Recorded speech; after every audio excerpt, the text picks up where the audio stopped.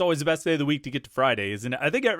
I say this every week. I feel like I repeat this every week. I might have taped this, Friday Morning Pitt intro 4 weeks ago. Who knows? Because I say basically the same thing, but everybody loves Fridays. Everybody knows Friday is the best day of the week, and it's certainly the best day of the week here on the Morning Pitt on youtube.com/Panther-Lair.com because it is the day of the Morning Pitt Mailbag. It's where we take your questions from Pitt fans on the message boards at Panther-Lair.com. We answer as many as we can right here. And we've got a lot of great questions. Got a few left over from last week that I want to start off with, and then we got a lot of great questions this week. So I'm going to dispense with the pleasantries and get on with it. No need to belabor the point here. You know what this is. It's the Morning Pitt Mailbag. You know who I am. I'm Chris Peak. You know the website. It's Panther-Lair.com. Let's take some questions. Morning Pitt Mailbag here on youtube.com/Panther-Lair.com.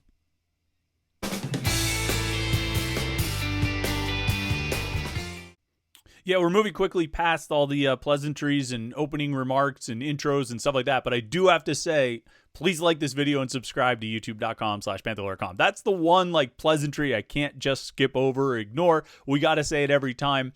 Like the video, subscribe to youtube.com/Panther-Lair.com, and that way you don't miss any of our Pitt video content. These daily morning Pitt videos, including the mailbag every Friday, our weekly live show that we did Wednesday night. We have post-game shows and press conferences and interviews and all kinds of things. You find it right here at youtube.com/Panther-Lair.com, and if you want to make sure you don't miss any of it, subscribe to our YouTube channel, youtube.com/Panther-Lair.com. And then, of course, don't forget to check out the website, Panther-Lair.com. That's where all the questions from the mailbag come from. They're on the message boards at Panther-Lair.com. Every week or on Tuesday or Wednesday, we put up a post asking for questions for the mailbag. People show up. They come through with some great questions every week, and then we answer as many as we can. If you're ever watching one of these mailbags and you feel like, hey, I want to ask a question, well, the place to do it is on the message boards at Panther-Lair.com, and the time to do it is now because you can get 50% off the first year of your subscription at Panther-Lair.com. We're on the 24/7 Sports Network right now. It's a great place to be. We've got great coverage from the national recruiting team and a lot of great team sites throughout the network. Excited to be here on 24/7. And I think if you come over and check it out, you're going to enjoy it as well. So go to Panther-Lair.com. Over on the left-hand side, you'll see a link for the 50% off VIP annual offer. Take advantage of it. Get the best Pitt coverage and get it for a great discount right now. It's a limited time offer. It won't last forever. So take advantage of it at Panther-Lair.com. All right, first question. This is actually a question that was left over from last week. We didn't get to it. 4422 Hike says, how is the size of the offensive line look? Fat and lazy or strong, fast, and mean?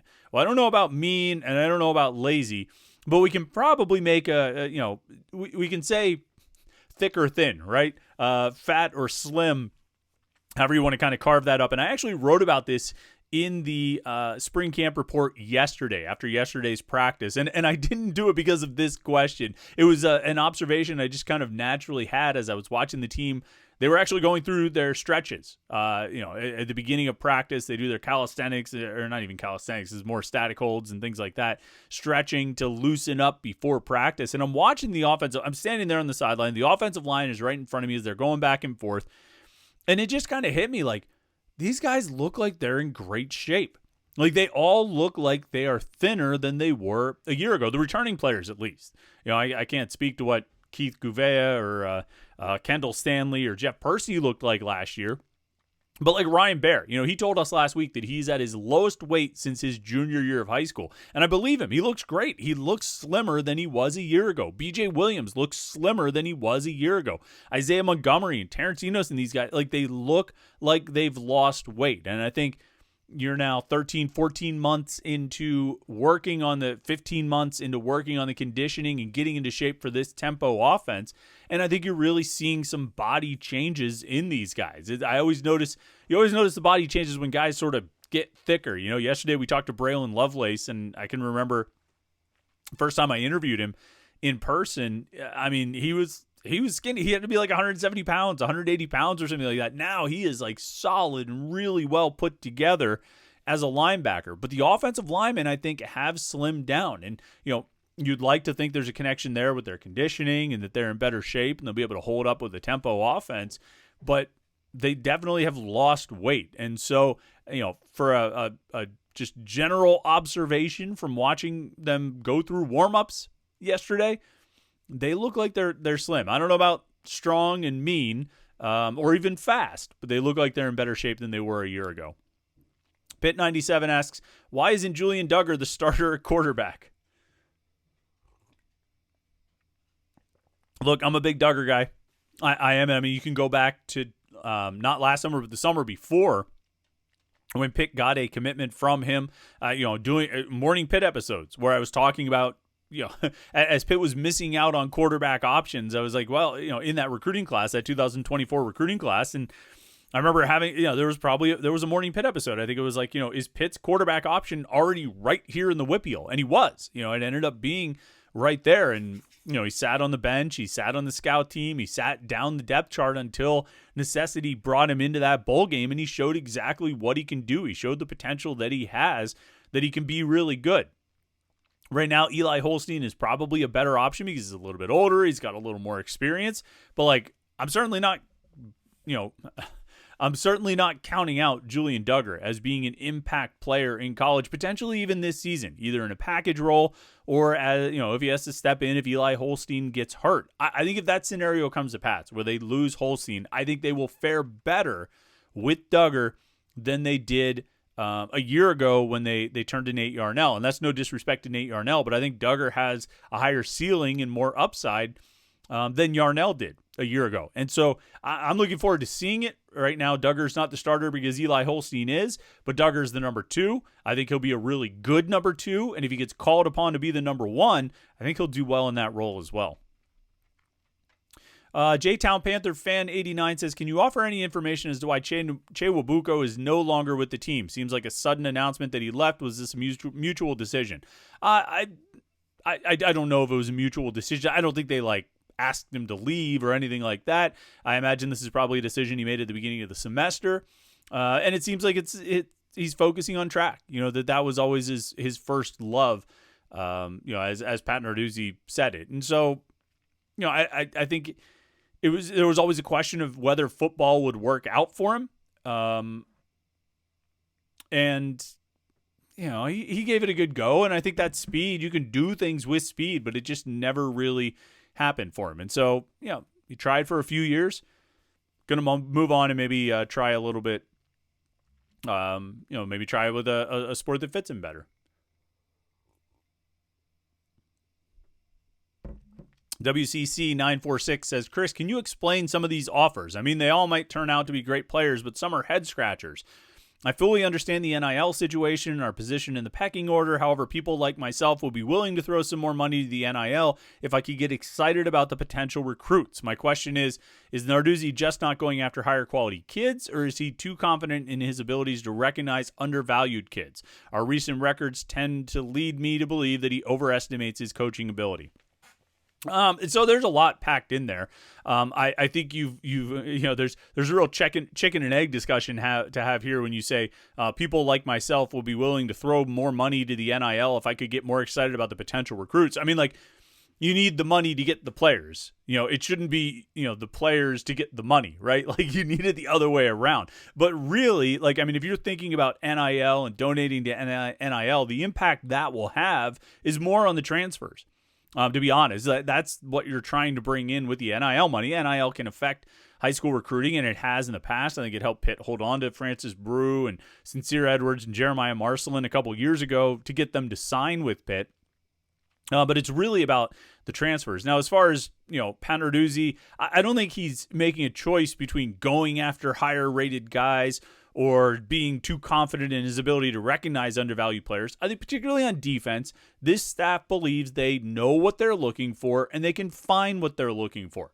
And I don't entirely disagree with them. I think, we'll see what Tim Doust, how his recruiting turns out. But I think Ryan Manilak has done a pretty good job recruiting linebackers. He's got a good sense of what he wants, and he's able to go out and find it and land those guys and coach those guys. I think Corey Sanders has a pretty good sense with safeties. Archie Collins has a pretty good sense with corners of what they want and the kinds of players they want and what kinds of players fit this defense the best. Now, the bigger question marks on offense for sure. But I think Narduzzi has been and continues to recruit in generally the area where Pitt historically recruits. If you look over the last 2 decades, I mean, with very few outliers, they're generally getting 3-star recruits.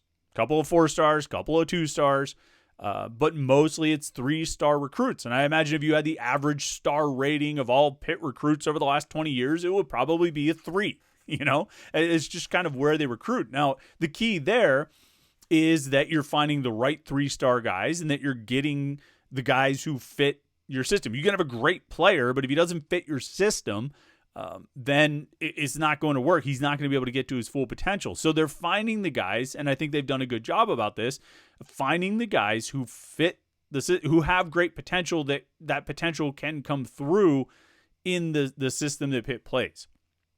And so, I don't know. I think there's a couple things to look at, right? There's high school recruiting and there's transfer recruiting. And I think when you look at high school recruiting, you're looking for guys you can coach and develop over the course of years. When you look at transfer recruiting, you're looking at guys who can help right now. I think this staff has been good at finding those guys in high school to develop over the course of a few years. And they've got a mixed track record on the transfers they land who can come in and help right now. NIL and fan donations come into it with the transfers of, getting the guys who can help right now. That takes big NIL bucks. And so, we've seen them land some guys. We've seen them, get into some recruiting battles and win some with the NIL side of things. But that's more so happening on the transfers and those players who are going to help right away.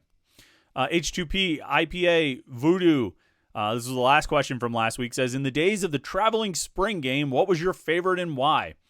Some of it depends on the weather, to be honest. I remember a few of those. Actually, no. I can remember 4. I remember Dave Wanstead taking it to Gateway. I can remember, I think that was the only time Wanstead took it. Oh, no, Wanstead went to Thomas Jefferson, but that wasn't for the spring game. That was just for a practice, I think. Paul Christ went to Bethel Park one time, went to North Hills one time, and just didn't have it at all another time. And then Pat Narduzzi had one at Highmark Stadium. And I tell you, Highmark was probably the best. It was a beautiful day out at Gateway. I remember that. It was raining at North Hills. I think it was pretty cold that night we were at Bethel Park. But out at, maybe that was the spring game at Bethel Park, actually. Not just a regular practice. I don't remember anything about the Thomas Jefferson night. That might have been just a random practice Dave Wanstead took the team to practice at TJ. But the day at Highmark was just perfect. I mean, the weather was perfect. The scene, the background of the city, it was just perfect. And so, if they were going to take the spring game on the road again, I say you take it over the river and go to Highmark Stadium. All right, let's get into questions from this week. We got some good ones here for sure. There's the thread. 4422 Hike asks, why are the quarterbacks not wearing knee braces on their lead leg? I thought Pat Narduzzi demanded that. It's funny that you asked that. So you had the question last week about the offensive linemen and how they look physically, and I said, well, I just wrote about that yesterday, but it wasn't because of your question. I didn't even see your question. This question about the quarterbacks wearing the braces on their plant leg, I did see that question, and so I did ask Pat Narduzzi about it yesterday, and he basically said the coaches recommend it, and the players can choose what they want to do. Eli Holstein, Julian Duggar, and even Mason Heinzel like to run. They like to be able to run, although there's not a lot of that available in scrimmages because the coaches are going to blow the whistle as soon as anyone gets within 5 yards. But those guys feel like the braces inhibit their ability to run, and so they don't like to wear them. And so the answer to your question, why are the quarterbacks not wearing knee braces on their plant leg? It's because they don't want to. And so that's, you're taking a risk. Ideally nobody's getting anywhere near the quarterback, so nobody's going to get hurt. But that was the answer I got from Pat Narduzzi. Chris46 asks, who will be the kick and punt returners this year in your opinion? I hope Desmond Reed and Kenny Johnson are not the options since they are too valuable to the offense. I agree. I don't want to see Desmond Reed or Kenny Johnson. returning kicks or punts. Yesterday, I'm bringing up my notes from yesterday. Yesterday's practice, we saw some punt return drills. Blue Hicks, the transfer from Louisville, was out there. Cameron Sapp, the freshman who enrolled early, was out there. Reed was out there returning punts. And I keep forgetting who 28 is. Justin Cook, transfer from East Stroudsburg, kid originally from Harrisburg, walk-on running back, playing some wide receiver. He was doing a little bit of it as well. I think Blue Hicks, if he could do the job, if he can be solid in his decision-making and catching and all that stuff, he would be a good option. I'm with you, anybody other than Desmond Reed on punt and kick. He's explosive. He's exciting. He can make things happen. The Kent State game comes to mind, but it's just not worth the risk. It happened once last year. He had one punt return for a touchdown last year.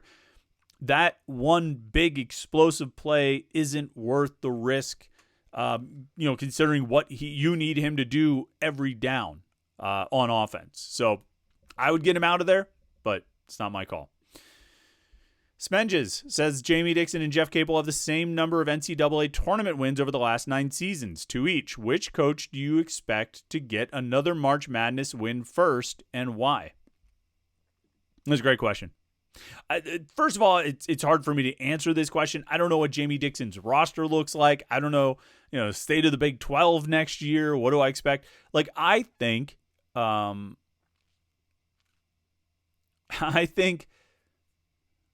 look, I believe there's a potential for enough talent coming back on Pitt's roster and the potential to add talent from the transfer portal that this team can get back to the NCAA tournament next season.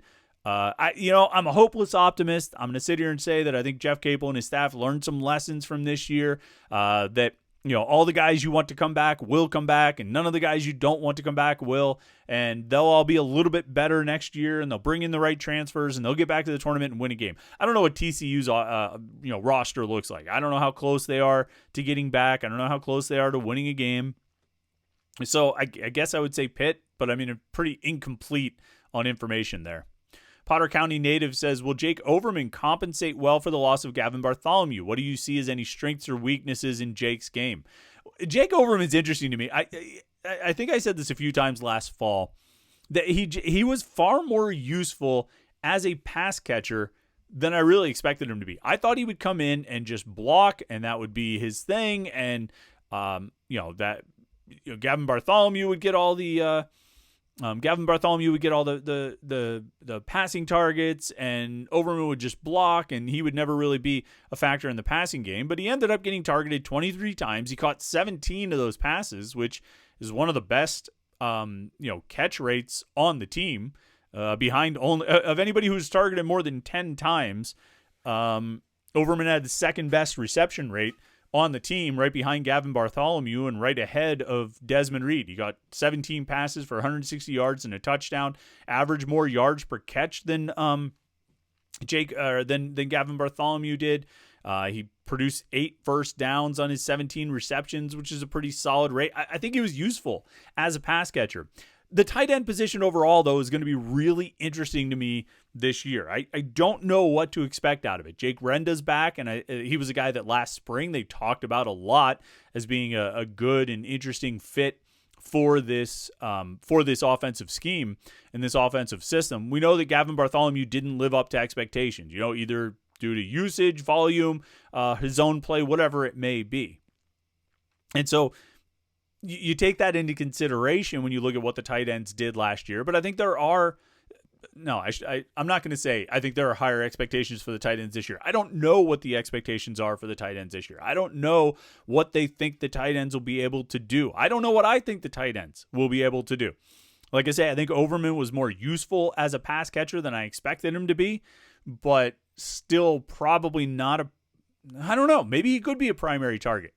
Maybe Renda could line up outside and be that sort of big receiver on the outside to fill that role that they talked about for him last spring. And so there's potential there. I don't know what you're going to get out of those guys. I still think your top weapons, your main guys are Desmond Reed, Kenny Johnson, and ideally somebody else from the receiving corps. And then the tight ends fit in somewhere in there. I think this offense is going to have to develop and evolve and grow, both in the scheme and in the execution, before those guys are really legitimate weapons. But the potential's there. I'm intrigued. I'm intrigued by Jake Overman. I'm intrigued by Jake Renda, and I'm intrigued by Malachi Thomas. All right, let's see here if we can get another one in.